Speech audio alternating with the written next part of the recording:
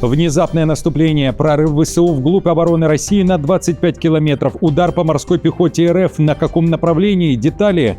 Россия экстренно стягивает войска, масштабные силы РФ вошли в большой город, куда дальше?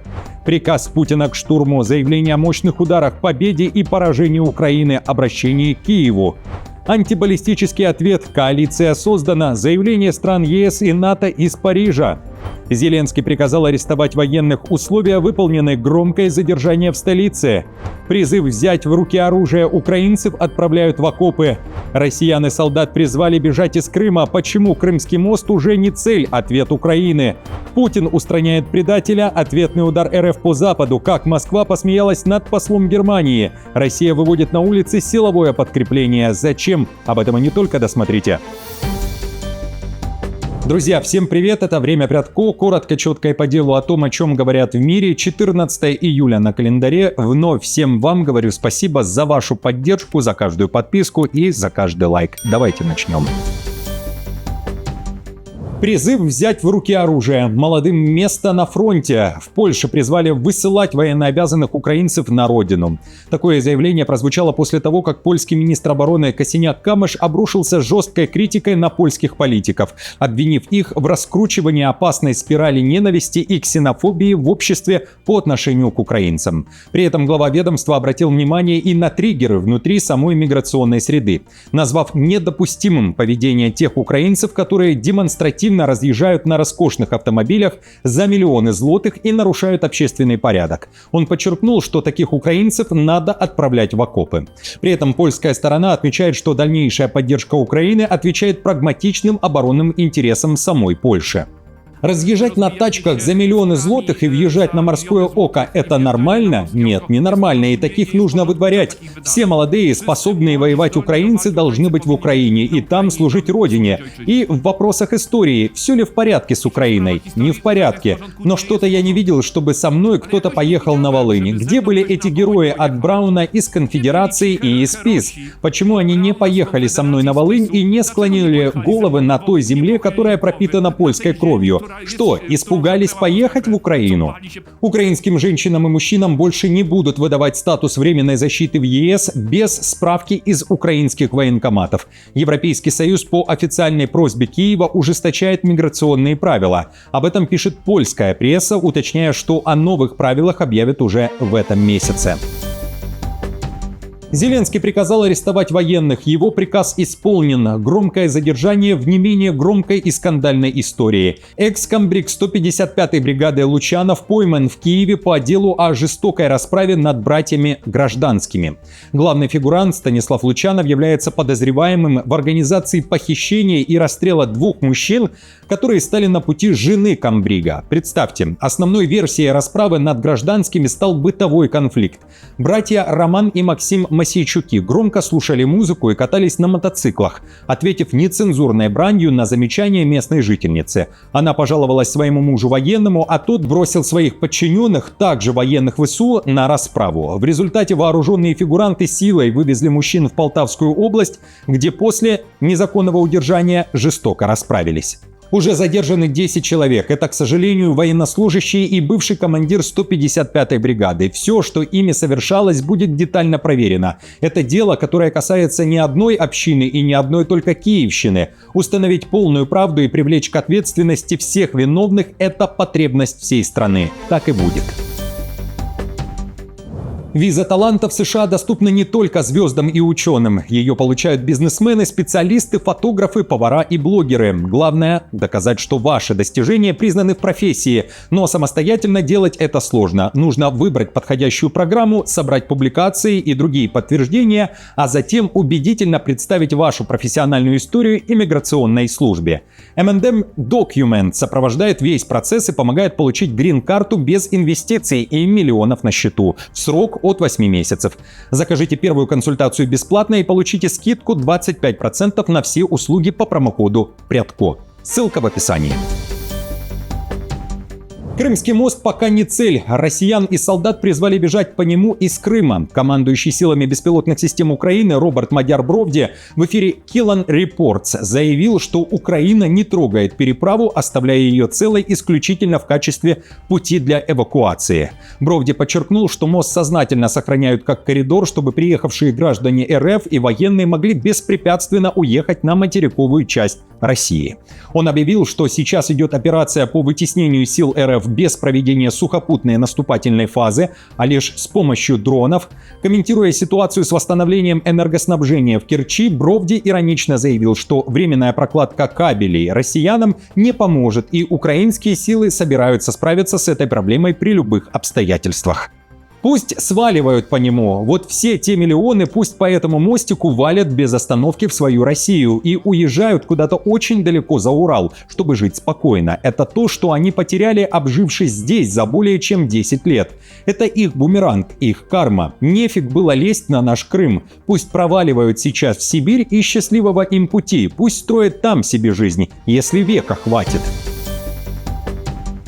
ВСУ прорвали оборону. Удар по морской пехоте РФ. Украина впервые за долгое время вечером 13 июля объявила о продвижении на фронте и взятии под свой контроль сразу 6 населенных пунктов. Прорыв составил 25 километров вглубь. Об этом пишут все украинские медиа со ссылкой на 425-й полк Скеля. Заявляется, что контрнаступательная операция прошла в Днепропетровской области. Украинский флаг поднят в населенных пунктах Терновая, Запорожская, Новогеоргиевка, Вороное, Сечневая и Малиевка. В результате удара штурмовые группы продвинулись вглубь на практически 30 километров. Под контроль ВСУ перешло 120 квадратных километров территории, говорится в сообщении. Армия Информ пишет, что масштабное наступление развивалось одновременно на восточном и южном направлениях, куда десятки боевых групп выдвинулись из района Великомихайловки. Операция сопровождалась непрерывной поддержкой с воздуха. Украина заявляет о критическом ударе по морской пехоте России, в частности по подразделениям российской 120-й дивизии морской пехоты, а также формированием 68-го армейского корпуса. Отмечу, что на момент записи выпуска российская сторона пока никак не комментировала этих заявлений. Масштабные силы РФ вошли в город. Россия стягивает войска в Покровск, который объявила своим еще несколько месяцев назад. Теперь большой город стал логистическим центром. Украинские военные фиксируют заход пехоты и техники. Командование ВСУ при этом вывело свои войска и уже не отправляет их для показательной обороны окраин города. Об этом говорится в отчете аналитиков Deep State. Они уверяют, армия РФ пошла на штурм, приоритетной целью является продвижение к селу Гришино, параллельно фиксируются попытки войти и в Васильевку, и Новоалександровку. Пользуясь дефицитом личного состава на некоторых участках ВСУ, армия России также пытается продвинуться в сторону Юрьевки и атакует агломерацию южнее Доброполья. Цитирую. В Покровске затянуто много сил противника, на которых и сосредоточили свое внимание бойцы сил обороны, осуществляя ударно-поисковые работы. Именно эти ресурсы россияне направляют на бесперебойные штурмовые действия в направлении Гришино. Продолжаются ежедневные активные бои. Попытка бороться с дефицитом ракет ПВО. Украинская компания Firepoint показала видеопрезентацию ракеты-перехватчика FP-7X, которая разрабатывается для системы противовоздушной обороны Freya. Этот проект позиционируется как единый общеевропейский щит в совместной собственности стран-партнеров. Отмечу, пару месяцев назад Зеленский заявлял, что Киев рассчитывает вместе с Европой создать систему защиты от баллистических ракет уже в течение следующего года. Компания-разработчик заявляет, что уже до конца этого года украинская альтернатива Патриотов сможет начать перехватывать российские баллистические ракеты. Европа готовится к масштабному ракетному столкновению. 10 ключевых стран ЕС и НАТО, включая Францию, Германию и Великобританию, совместно с Украиной создают коалицию для борьбы с баллистическими ракетами. Декларацию, открытую для новых участников, уже опубликовал Елисейский дворец. Цель Альянса – объединить оборонную промышленность и экстренно разработать принципиально новые технологии ПРО по всему континенту.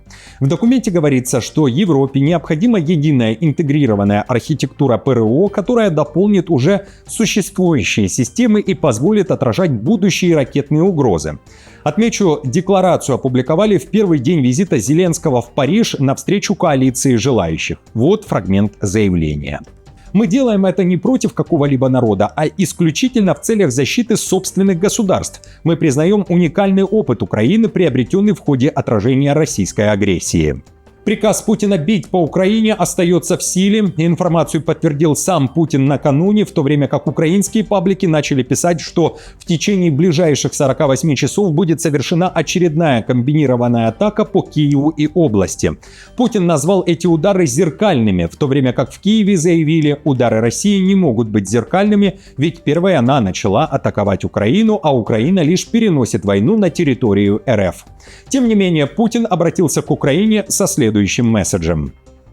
Наши ответы всегда будут зеркальными, куда бы они пытались наносить удар на территории Российской Федерации. Они отвечают зеркально, только в несколько раз мощнее.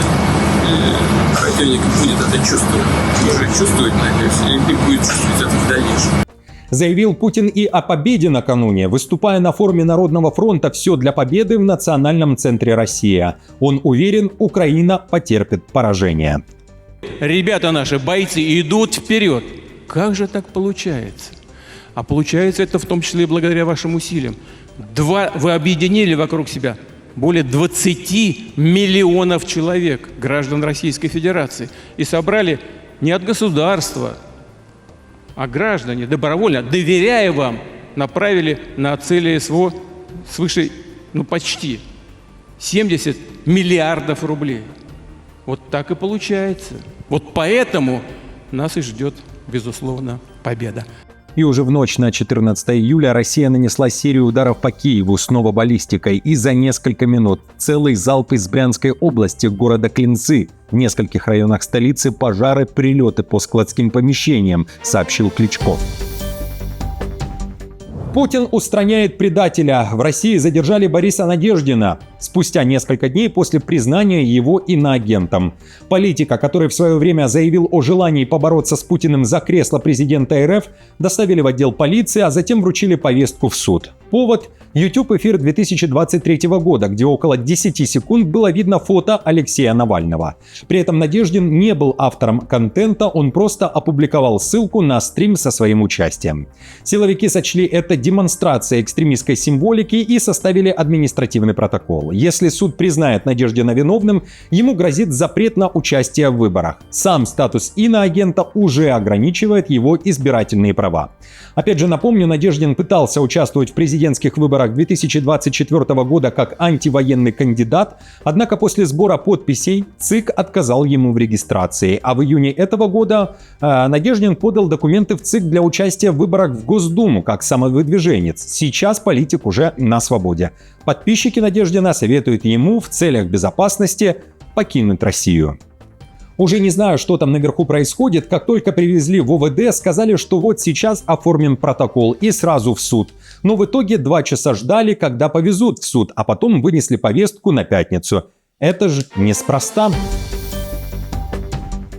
На улице выводят силовое подкрепление. В Ростовской области из-за бензинового коллапса водители буквально звереют в многочасовых очередях на заправках, а некоторые теряют сознание на жаре. Об этом заявил губернатор Юрий Слюсарь. В качестве таблетки от азверина глава региона предложил ввести четкие графики продажи топлива, чтобы люди не стояли впустую и не видели, как блатные, это цитата, заправляются с заднего двора. А чтобы разнимать драки, говорит Слюсарь, на АЗС отправят группы подкрепления. Волонтеры и казаки будут дежурить на автозаправках и следить за порядком. Также в Ростовской области хотят временно отключить дорожные камеры, чтобы россиянам не приходили штрафы, пока они стоят в очередях за бензином.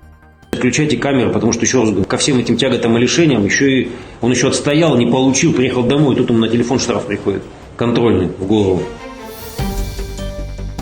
Ответный удар России по Западу. Посла ФРГ вызвали на ковер в МИД России. В ведомстве Лаврова немецкому послу Александру Ламсдорфу заявили, что Берлин фактически соучастник войны в Украине. Дипломату высказали претензии за растущую военную помощь Киеву, от поставок оружия до совместных заводов по производству ракет и беспилотников. Однако в МИД устроили, как заявляют, яркий финал встречи. У Лаврова не без удовлетворения сообщили, что командировка посла в Москве окончена, и он возвращается в Германию. Причем отдельно уточнили, что возвращается немецкий посол на обычном авто с бензиновым двигателем, а заправиться в России сейчас непросто из-за атак ВСУ. Напомню, ранее в этот же день МИД Германии официально вызвал российского посла в Берлине по причине масштабных кибератак РФ против ЕС и Украины. Берлин грозит Москве дополнительными санкциями за цифровой саботаж. Дворники из Северной Кореи не по карману России. Из-за острого дефицита кадров в сфере ЖКХ власти Оренбурга хотели нанять дисциплинированных и исполнительных работников из КНДР. Но не тут-то было.